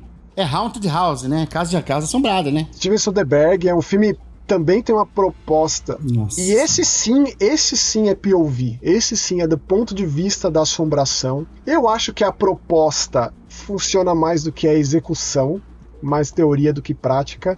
Mas de qualquer forma tem uma cena aqui que pelo menos fez com que esse filme estivesse aqui pra mim, assim. Foi um filme que saiu faz tempo, né? Ele chegou aqui nos cinemas tardiamente, diga-se de passagem, no comecinho do ano, acho que foi em abril. Mas tem uma cena aqui muito de arrepiar e a proposta é muito boa. E outra, né? O Steven Soderbergh é um baita diretor que já fez de tudo quanto é tipo de filme. E o cara, sabe, no auge da carreira, entregar um negócio tão experimental é muito admirável. Assim, pra mim e você fica pensando, né? Depois que você assiste esse filme, fala, será que eu tô sozinho? Tem isso também. E também temos aqui Luto, novamente. Porque, assim, de novo, isso é muito pessoal e videogame acaba sendo uma experiência mais imersiva, porque se você se prontifica, bota aquele fone no escuro, madrugada dentro, joga um jogo desse, o negócio é intenso, pega demais. Então, assim, mais uma vez, enaltecendo esse grande jogo, porque tem sequências muito aterrorizantes. E toda essa proposta da Casa Mal-Assombrada, do Presença, também conversa muito com o luto. Só que qual é que é? Quando você perde alguém querido, o que é mal-assombrado? É de dentro pra fora ou de fora pra dentro? Que bela questionamento, hein? Não sei. Também temos aqui o Faça Ela Voltar, tá nas indicações aqui, tá campeão, hein? Mesmo quando não leva... Assim, pra mim, eu tenho um termômetro muito forte, que é a Vanessa. Minha digníssima, maravilhosa. Quando a Vanessa não consegue assistir o trailer de alguma coisa, fica em mim, entendeu? No sentido de que, assim, certas coisas impactam ela de uma maneira muito particular. E esse aqui, ela não conseguiu. A gente tava no cinema, ela virou o rosto quando começou o trailer desse filme. Eu falei pra ela, ó, esse trailer, tipo, ela não conseguiu e é isso, entendeu? Mas ela não viu ainda? Não vai ver. Não dá. Vanessa, pera por quê? Vanessa? É tipo a Medium. Não, Romulo, não dá, cara. Ai, velho, porque a Vanessa é uma pessoa muito espiritualizada, cara. Muito. Uma pessoa muito querida, maravilhosa. Mas, Vanessa, eu sei que você pode ter essa trava aí, mas se um dia você decidir, vai ser uma experiência única. É que nem você fala também, mas você não pode, eu quero assistir Hereditário com você não quer. Então tá bom. Não então, dá. cada um com a sua, né, meu? Não é cada um com seu cada qual, não é isso que você falou? Exatamente. Seguindo aqui com o Dollhouse, cara. Sim.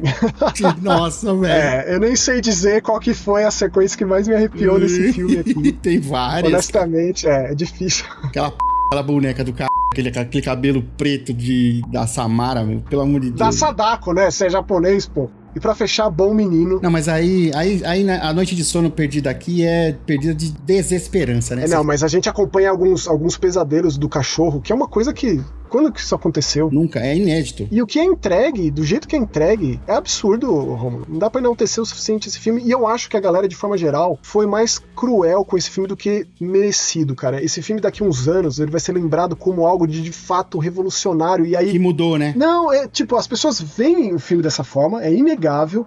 Mas eu sei que também tem muitas questões, muitas críticas. O filme foi muito criticado. Eu acho que não. Eu acho que tem muita coisa aqui que precisa ser revista, ser reavaliada, com outros olhos. É uma questão profunda. Mas eu acho que esse filme aqui é desse tipo de que alguns anos depois ele vai ser muito lembrado como um dos grandes, sabe? Eu creio nisso. E o vencedor, Maxon, aí do Noite de Sono Perdido, que delícia é... Faça Ela Voltar, o grande campeão da noite. O Faça Ela Voltar foi o Obscure Expedition aqui do programa, hein? O Claire Obscure Expedition 33 do Desgraceira Awards. Levou tudo, né? O Kojima fez até uma cara meio assim. Pô, virou meme o Kojima, hein? Kojima, queremos você aqui. A gente não falou do Playable Teaser? Não vai sair o OG? E vale uma grana, hein? Vale. Um Play 4 com PT instalado, hoje em dia, eu sei que você tem. Tem. Vale uma grana, hein, Max? Tá lá na casa da minha mãe. Faça Ela Voltar, cara, o grande campeão do ano. A gente falou várias vezes que os Philippou, eles são o futuro do gênero. Os caras, eles conversam com a molecada de um jeito, com o terror jovem, de um jeito que ninguém mais faz. Eles entregam um terror muito particular deles. Pra mim, a evolução do Fale Comigo pro Faça Ela Voltar é gigantesca. E o Fale Comigo foi muito surpreendente também. Eu lembro de ter assistido ele numa sessão que só tinha eu na sala, eu tava de férias, era uma quinta-feira, no dia da estreia, tipo 1 da tarde, só tinha eu. Então eu fiquei muito chocado e o Faça Ela Voltar excedeu. O que esse filme faz com a questão de luto é absurdo, assim. Absurdo, é muito pesado, é muito difícil de assistir. Rômulo, Desgraceira Mais Esperada de 2026. Pra fechar. Esse é bom, essa pra aqui. gente ir pra sua Desgraceira e pra minha Desgraceira, que são sempre as finaleiras. Começando com nada mais, nada menos que Resident Evil Requiem. Teve vídeo aí, ó. Todo mundo já sabia que ia ter o Leon. Todo mundo já sabia. Mas aí confirmou. Fingimos surpresa. Finge que você não sabe. O bonito apareceu e é maravilhoso. Nossa, né? Já é dos grandes momentos do terror do ano que vem. Falaremos sobre, vai ter um monte de coisa aqui. E a gente fica muito feliz de ter. Resident Evil 2026 também é 30 anos de Resident Evil, a gente vai ter que fazer um programa, hein, Romulo? Começamos com e vamos fazer um de 30 anos também, né, meu? A gente fez de 25. Exatamente. Olha só, olha só. Segundo o concorrente aqui, ó, Extermínio, o Templo dos Ossos, cara. Ó, me dói no coração Extermínio ter ficado de fora de todas as categorias desse Desgraceira Awards, mas fato é que o Danny Boyle, ele não é um filme ruim, é um filme interessante, faz umas coisas muito diferentes, mas rapaz, mas o que foi o Extermínio, o clássico? E o que entregou esse? É aquele caso, cara, ele exumou uma franquia que estava abandonada há muito tempo,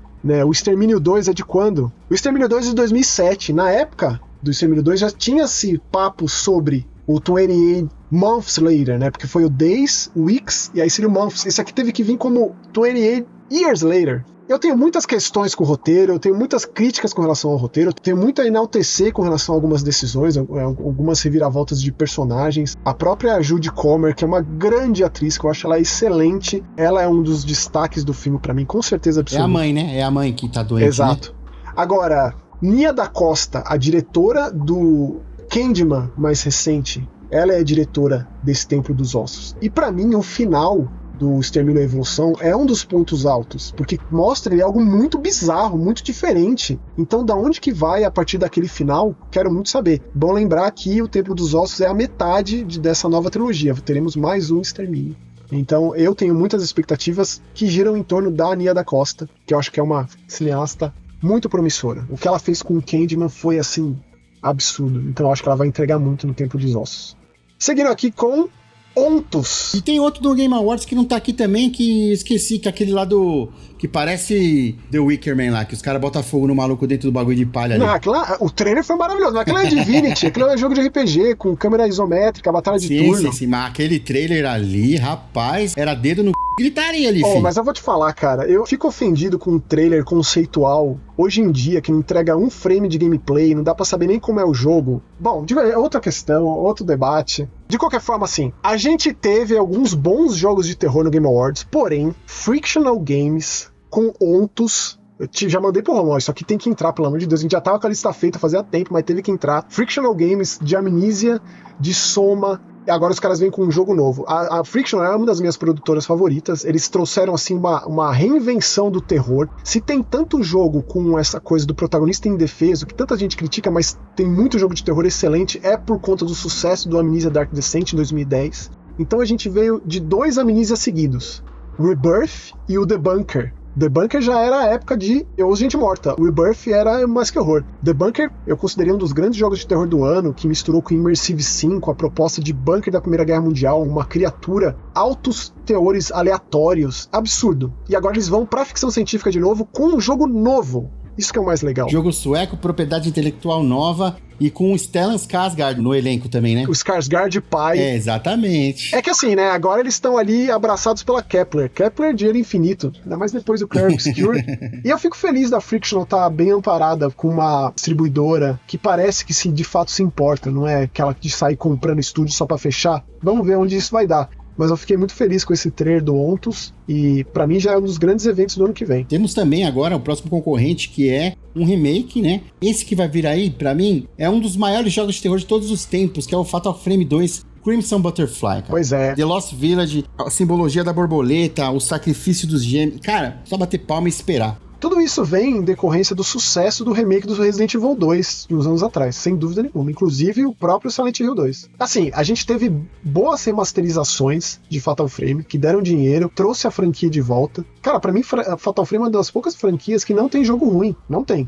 Os 5 jogos são muito bons. O jogo de 3DS, o Spirit Camera, é muito bom também, muito bizarro. Esse é o segundo remake de Fatal Frame 2. Já teve o remake de Wii, que é muito bom também. E aquilo, foi no mais popular. O Fatal Frame 2, ele fez muito sucesso na época, porque ele veio da entoada do terror oriental, pós-remake do Chamado. Ele veio bem naquela época. Exatamente. Então ele deu muito certo, pegou muito uma audiência que estava ávida por isso. Então faz sentido. O que eu espero de coração com o sucesso desse jogo é que a gente tenha um jogo novo. Porque Fatal Frame, cara, o jeito que ele conecta as histórias é absurdo. O meu favorito, particularmente, é o 4.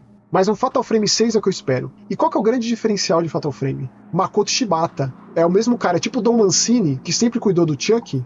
Ao contrário de todas as franquias de terror, sempre teve o mesmo cara ali, escrevendo, cuidando da franquia, dirigindo. Esse é o diferencial de Fatal Frame. Então eu tenho certeza que esse jogo vai fazer um sucesso danado, vai ser excelente. E a minha vontade, de fato, é que a gente receba um Fatal Frame novo. Próximo aqui na nossa lista é A Noiva, que é mais uma repaginação de Frankenstein. Da Mary Shelley, exatamente. Vai ser dirigido pela Maggie Gyllenhaal, né? Escrito por ela também, com o Jake Gyllenhaal. Então é a irmã dirigindo o irmão. E o Christian Bale e a Jessie Buckley. Nem sei se vai ser filme de terror. Cara, a Jessie Buckley, eu amo essa atriz. Aquele filme A Fera, Estou Pensando em Acabar com Tudo. Até mesmo o que eu não gosto muito, mas eu gosto muito dela no filme O Man, Faces do Medo. Nem sei se vai ser filme de terror esse filme, tá? Mas, de qualquer forma, é Frankenstein, é Monstro de Frankenstein, é Thelma e Louise, por que não? Altas expectativas. O trailer é maravilhoso. Certamente assistiremos, falaremos sobre, né, Romulo? Com certeza. E o próximo é The Mound, Omen of Cthulhu. Aí um jogo que tá pra sair no ano que vem, né, Max? Ano que vem, outro jogo chileno de uma produtora que eu amo, que é a Steam. Esse é o primeiro jogo de terror desses caras. Eles vêm aí já de vários anos entregando jogos muito esquisitos, muito experimentais, tipo Eternal Cylinder, a franquia Xenoclash, Rock of Ages, e eles vão abraçar o terror. O próprio nome diz, loucura, criaturas ancestrais, seres abissais, e tem essa questão de que nessa ilha coisas se transformam. O seu amigo, num jogo cooperativo, você pode enxergar o seu amigo como um monstro. E como você faz pra descobrir se ele é de fato alguém, se ele é um monstro, se ele é seu amigo? Assim, é difícil pôr em palavras, mas você assiste o trailer desse jogo, você fica louco de vontade de jogar. Porque parece muito original e muito diferente. Me lembra muito Silent Hill, cara, que é quando o cara fala assim pra criança, você não tem medo de ficar aqui com esses monstros, tudo, mas monstro? Eles parecem monstros pra você. Não, isso aí quem fala é o Padre Vincent do Silent Hill 3. É, nossa, cara. Ele que fala isso pra Heather. De qualquer forma, isso aqui tá atrelado a gameplay, não é uma cutscene. Isso aqui tá atrelado, não é uma interpretação da narrativa. O jogo inteiro gira em torno disso. Essa é a mecânica de jogo, né? Dentro de uma coisa cooperativa, de fato. Me parece muito interessante, muito original como isso aqui vai funcionar. Meter bala no seu amigo ali, meu. Imagine. Ou seja, a gente vai ter que jogar junto isso aqui. The Mound, Omen of Cthulhu, não tinha como não estar aqui, assim como não tinha como estar aqui Evil Dead Burn. Nossa, o novo Evil Dead, que a gente não tem nada. A gente só sabe que já acabaram as filmagens, e a gente sabe que quem dirige é esse francês malucão aqui, o Sebastian Vanissek, que nos entregou Infestação, o filme das aranhas. Sebastian Vanissek aí, a gente sabe que é do Sam Raimi, né? É, ele produz. E temos aqui jovens atores e atrizes, cara, e é Evil Dead, né? É isso. Você acha que vai superar o último? Não sei, cara. O último, mano, no cinema, aquela... O último é bom, né? Nossa senhora, o último é bom mano, demais. No cinema, cara, você é louco. Temos aqui também, ó, pro ano que vem, o Reanimal. É o jogo novo da Tarsier. A Tarsier, por algum motivo, se afastou de Little Nightmares, né? Tanto que o que a gente comentou esse ano, Little Nightmares 3, é da Supermassive. E aí a Tarsier foi fazer basicamente um Little Nightmares que chama Reanimal, que é muito semelhante, mas muito impactante. Já tem a demo. A demo tá dublada em português brasileiro. Aí é comprometimento, hein? Eu comecei a demo e parei, desinstalei e falei, não, eu vou querer jogar isso aqui. Com a camiseta, eu decidi esperar. Por que eu tô fazendo isso? Para. E pra fechar nossa lista de desgraceiras mais esperadas, isso aqui pra mim é uma celebração. Clive Barker's Hellraiser Revival. A gente vai ter um jogo single player, horror de sobrevivência de Hellraiser, com Clive Barker envolvido na produção, no roteiro, e com Doug Bradley dublando o alto sacerdote de Nash, a Secla do Leviatã. Saiu recentemente um diário de desenvolvimento, a primeira parte de um diário de desenvolvimento, com o diretor do jogo falando, o roteirista falando, tal, a diretora de arte. Você chora assim, ó. Você fala, isso aqui é um sonho que virou realidade, eu até já sonhei com esse jogo. Porque assim, por mais que eu goste muito desses jogos de terror, baseados em filmes que a gente tem tido, Massacre Serra Elétrica, o Evil Dead, o próprio jogo do Jason. O que a gente quer é isso aqui, cara. É um jogo single player, uma experiência pra você jogar, de se desgraçar. Essa coisa cooperativa, assimétrica, funciona, mas não é a mesma coisa. Se esse jogo fizer sucesso, eu acredito muito que aí abriu a portinha, sabe? Aí não para mais. Abriu a portinha não, abriu a caixinha, né? O que é uma desgraceira mais... O que você tá mais esperando pra jogar? Pessoal que gosta de terror, né? Em 2026, a resposta é... Resident Evil Requiem. Leãozinho ali, vai ter duas experiências, você vai ter a experiência mais survival horror ali, isométrico, a outra vai ser mais over the shoulder, e é isso, cara. Vai ter dois modos de jogo agora, Max. Você pode escolher entre primeira e terceira pessoa, mas a Grace é uma coisa, o Leon é outra coisa. Eu vi uma entrevista com o diretor que é uma história só, e eventualmente você joga com a Grace, eventualmente você joga com o Leon. Não é aquela coisa... Eu fiquei com uma esperança de que, sabe, você escolhe um ou outro no começo, tipo Resident Evil 1, Resident Evil 2, bota um disco do Leon, bota um disco da Claire. Mas não, é uma história só. É tipo Code Verônica. Mas não tem como, cara. É isso, Puxando da memória, Rômulo, eu esqueci de botar aqui a 3ª temporada do Entrevista com o Vampiro, que é com certeza uma das coisas que eu mais espero pro ano que vem. Afinal de contas, né? Mas a gente vai falar. E a gente, quando falar, como a gente não falou das outras duas, a gente pega e fala de tudo. Na verdade, a gente falou, mas a gente só foi salpicando. A gente pega e fala grande tema do programa, a série de Entrevista com o Vampiro, que é um grande evento, um grande fenômeno. A gente pode falar de Anne Rice, né? Rômulo, agora são as duas categorias derradeiras. Começando com a maior desgraceira de 2025 para o Rômulo, eu vou falar as suas 5 escolhas, e assim que eu falar as 5 escolhas, você manda e diz qual foi o seu favorito, beleza? Bora. Lembrando que eu não sei qual que é o favorito do Rômulo, e ele não sabe qual que é o meu. Maxon, você sabe, Maxon. Tô na dúvida. Cara, eu juro pra você que eu tô na dúvida entre 2. Tá bom. Então vamos lá. Ó, você tá lendo a pauta aqui, ó. Sim. Eu quero que você leia do jeito que tá escrito. Como assim? Você vai entender. Lê do jeito que tá escrito. Beleza Fatal, Silent Hill F, Faça Ela Voltar, Ai Papai, Pecadores e Frankenstein. Você quer que eu chute? Não, eu quero que vocês percebam e saboreiem o meu bom gosto pro terror. Realmente. Olha o filé, meu Deus. Besuntado no pão de alho, com certeza. Caraca. Ó, eu acho que é Faça Ela Voltar. Tá escrito Faça Ela Voltar, né? Tô certo? Certa resposta! Faça Ela Voltar, pra mim, foi o suprassumo aí do cinema, do audiovisual de 2025. Ele fala de um tema que pra mim é muito difícil mesmo, que é o luto, que é a dificuldade de você aceitar a vida, né? Como é que é a naturalidade, a natureza, né? Porque coisas que você tem que aceitar, né? Lidar com a perda de pessoas, de coisas, de situações que você ama e que é muito difícil você ter esse pensamento de você amar alguém e daí, de repente, acabou. Como é que vai ser daqui pra frente? A vida continua, né? Mas pra algumas pessoas não continua. Essa ideia de uma mãe que perde a filha e uma filha muito novinha... Nossa, é a mais cruel. Pra mim é a mais cruel, cara. E logo no começo, é das coisas que mais me marcam. Um dos primeiros diálogos do filme, quando ela adota 2 meninos, né? Ele pergunta pra ela: e aí, como você fez pra continuar? Ela diz: eu não fiz. Exatamente. Assim, a minha outra opção seria Beleza Fatal. Nossa, também ficou ali, porque eu vou te falar, viu? Beleza Fatal pra mim, nossa senhora, eu ficava louca da cabeça. A gente viveu muito intensamente o Beleza Fatal. Foi muito maravilhoso, viu? Foi muito especial o que a gente fez com ele. Mas todos esses daí foram opções que, né, pra quem não sabe, eu escolhi essas opções, deixei aí pro Maxon adivinhar e tal. E obviamente o Maxon me conhece muito melhor do que eu mesmo. Mas eu sabia. Entendeu? Então assim, tudo que tem aí, pra mim, é o suco de 2005 do terror aí. Tá nessa mistura aí dessas frutas. É uma bela mistura. É um belo churume. Ô, Rômulo, eu acho que você não sabe qual é o meu. Desculpa dizer.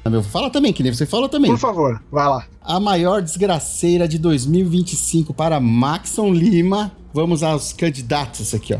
Prédio Vazio, Routine, Frankenstein, Without a Doubt e Pecadores. Antes de você falar, deixa eu dizer um pouco. O Without a Doubt, ele era o meu terror do ano, o meu jogo favorito de terror do ano. Até chegar o Routine. Até o Routine. Ele é um jogo muito simples, ele é uma visual novel que você acaba rapidinho. De um desenvolvedor que eu gosto muito, que eu acompanho ele desde o começo da carreira dele, o Jesse McConnell. Um dos primeiros artigos que eu escrevi quando o Mais Que Horror era um Tumblr. Caraca. Foi uma entrevista com o Jesse McConnell sobre o Silence of the Sleep, que é o primeiro jogo dele. E eu venho acompanhando a carreira dele desde então, e pra mim isso aqui é o auge do que ele já fez. De amadurecimento de texto, de visual, assim, tudo. É claro, é uma visual novel, a interação é pouca, você escolhe respostas aqui e ali. Mas é tão impactante, você sai dessa experiência tão mexido, isso aqui me embargou de uma forma, me deixou assim, mal, de um jeito, que só o Routine me tirou daí. Por isso que tinha que estar aqui. Por enquanto só está disponível no Steam, custa R$ 26,49. Fica aqui o convite para você se aventurar nessa, porque realmente é uma grande experiência de terror, algo bem aterrorizante. Como você já disse que Routine é o seu jogo favorito do ano, tal qual um participante do Show do Milhão, eu tiro a carta um Ice e elimino o Without a Doubt, porque se o Routine é melhor jogo do ano, obviamente é melhor do que o Without a Doubt, então não tá aqui. Então, eu já eliminei, certo? Nossa, muito sagaz da sua parte. Vai chamar os universitários também? Liga pra Jaque aí também. A gente falou de várias experiências aqui. Por exemplo, Pecadores, você falou que foi uma coisa que mudou o cinema. Ok, tal, beleza, tal. Tem o Frankenstein, que você foi 2 vezes, veio no cinema também. Routine, você já falou o jogo do ano pra você. E me sobra, sabe o quê? Prédio Vazio do Rodrigo Aragão aqui. Eu acho que esse é seu escolhido, viu, Max? Ai, você tá certo, cara. Prédio Vazio é a minha maior desgraceira dos ouvintes. Muito obrigado. Isso aqui é uma grande oportunidade de acompanhar a sua linha de raciocínio em tempo real. Eu me sinto privilegiado aqui. Geralmente, Max, isso acontece em 0,5 segundos, mas eu sei do amor que você tem pelo cinema, pelos efeitos práticos. Sim, é isso, Romulo. O professor, um mestre Rodrigo Aragão, que aprendeu do grande mestre Mojica Marins. Exato. Mantém vivo o cinema de terror, eu tenho certeza. Eu vou chorar, tô muito emocionado. Max, nós é irmão. É isso. É isso, Romulo. Não tenho mais nada pra falar. Na verdade, só tenho a agradecer você, meu irmão de coração, por mais um ano no Meus Gente Morta, por mais um Desgraceira Awards. Agradecer todo mundo que tá aqui com a gente, que nos acompanha, que comenta, que conversa com a gente sobre terror. E a gente espera que vocês todos voltem em 2026, quando a gente também vai voltar com mais uma edição do seu, do meu, do nosso podcast de terror. Hoje Gente Morta. Boas festas, feliz ano novo. Beijo, beijo. Beijo, gente. Tchau. Até ano que vem.